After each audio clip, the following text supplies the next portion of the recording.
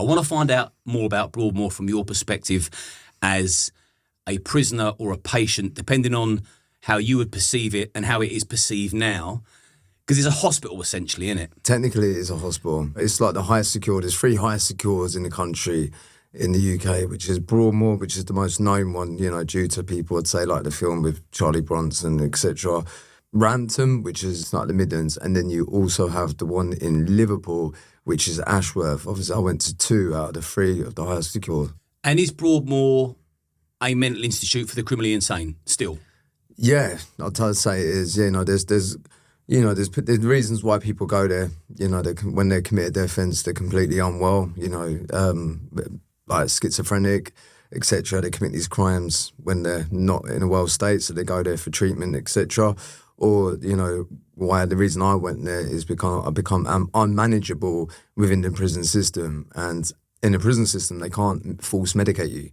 So what they do is, you know, they section you off pretty much, and then you go to a hospital. Obviously, I went to a medium secure first, but due to escape attempt, I ended up putting myself in a high risk category. So I went to Broadmoor, and that's when they can force medicate you. At the start, I was on like what was the tablets called? Risperidone and that, which was tablets. I'd go up to the med hatch, I'd pretend to take it, I'd have it under the tongue, I'd spit the tablets out.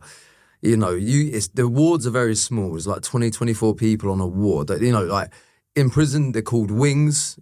In the hospital system, they're called wards. But it's not like your normal hospital sort of ward. It's still like, you know, very similar to a prison sort of vibe, you know, but like just sort of one landing. And yeah, so and there's a lot more, where it's high secure, like there's a lot more staff on this wing, right? So they're very observant, you know, they know, you know, they've done this job for years. They're on it. They know when people's not taking their meds, etc. So it didn't work long before they caught me. I can't remember how they caught me. It was that long ago.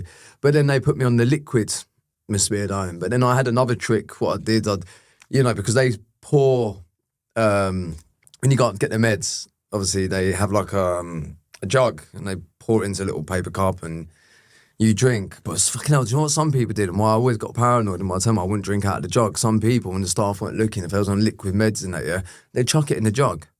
So you know what I mean? And obviously whether, you know, I really was unwell at that time, but that was my thinking. But I did know that had happened, as I had seen that firsthand.